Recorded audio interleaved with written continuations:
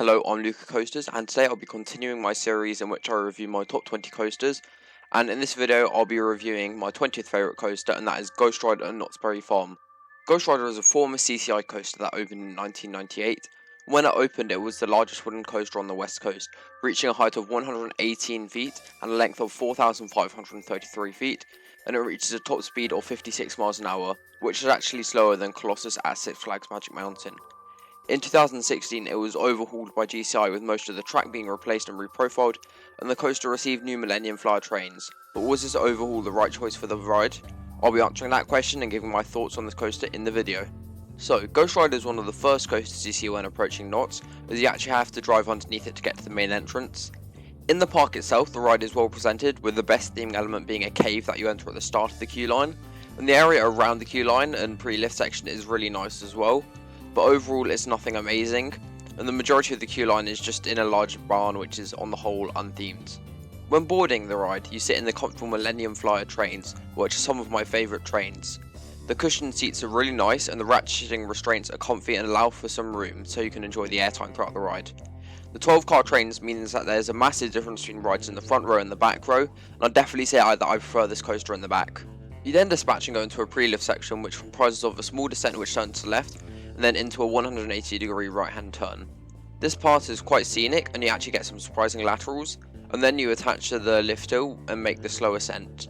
On this lift hill you get a really nice view of the park, and it really allows you to take in the scenery. At the apex of the lift hill there was a semi-enclosed tunnel which spans most of the drop, but when riding it I didn't really notice it.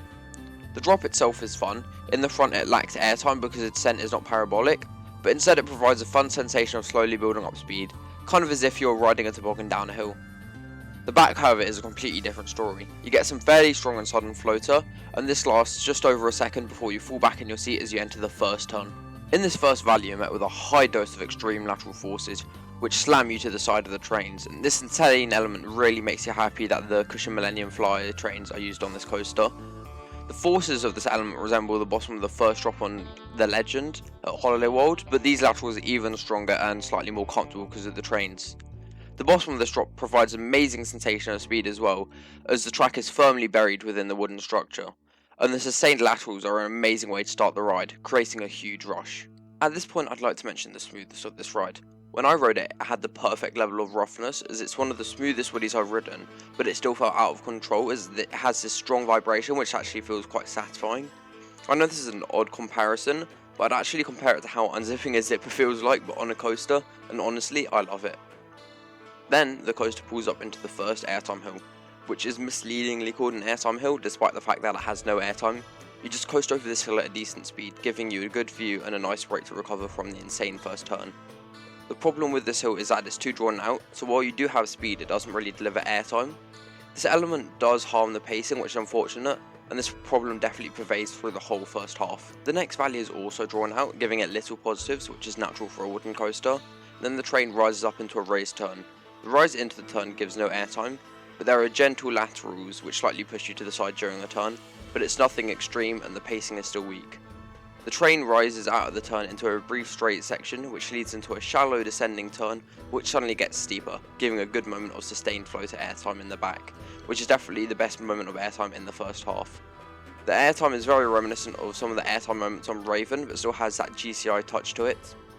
The train then rises into another drawn out raised turn.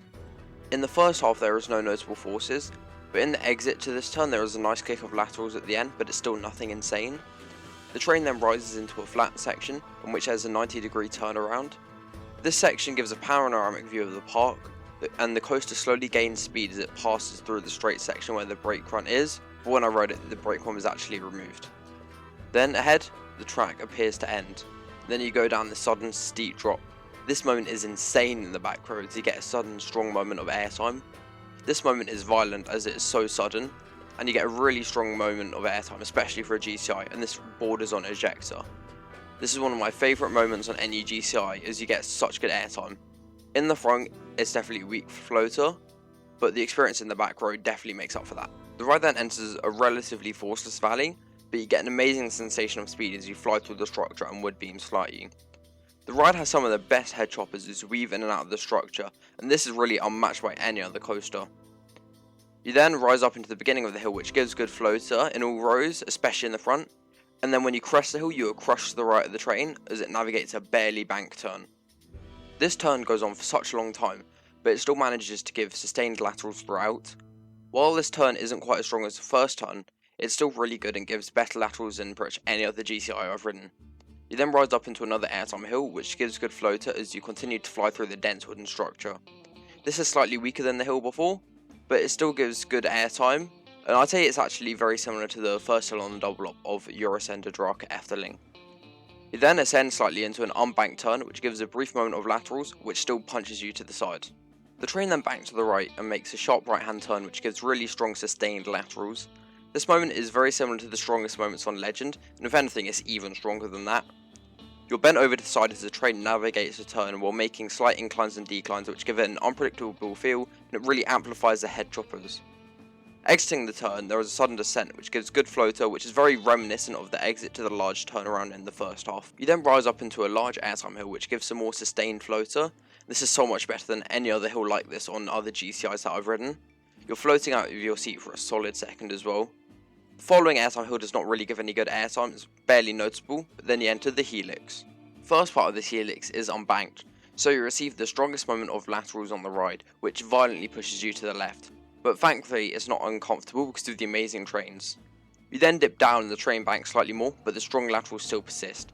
This lasts for several seconds, but in my opinion it's not too exciting, as the only force you really get is laterals, but it's still really fun and the sensation of speed definitely heightens the fun of this element.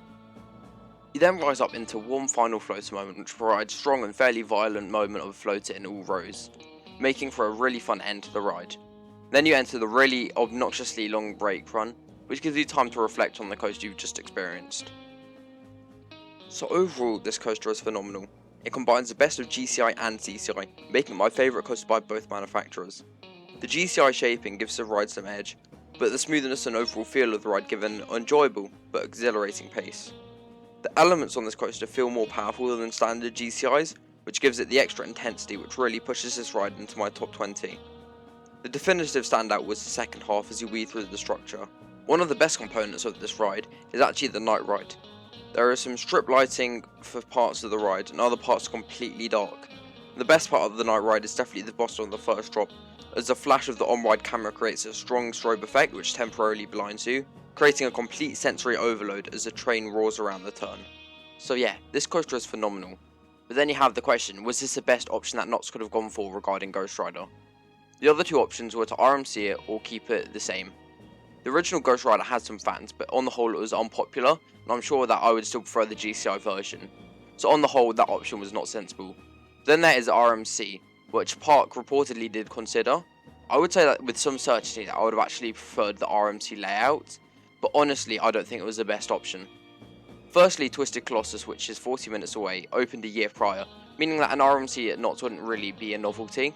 Furthermore, GhostRider is a classic and has a strong layout, and the lack of standout wooden coasters in the area makes it attractive to all park goers. So, while it would have been nice to see an RMC, I'm actually happier that they retracked it, as it was such a fun and unique coaster with an amazing atmosphere, and it is definitely the best choice for the park, as shown by the constant long lines this ride has. It easily gets the longest lines in the park, and it's not hard to see why. Most people consider it the best coaster in the park, and I'd certainly agree. It's definitely one of my favourite wooden coasters, and that leads me to give it an overall score of 90 out of 100. So, those are my thoughts on GhostRider. Comment down below your opinion on the coaster, and whether you think a GCI retrack was the best option for Knott. Anyways, thanks for watching, and don't forget to like, comment and subscribe, because why not?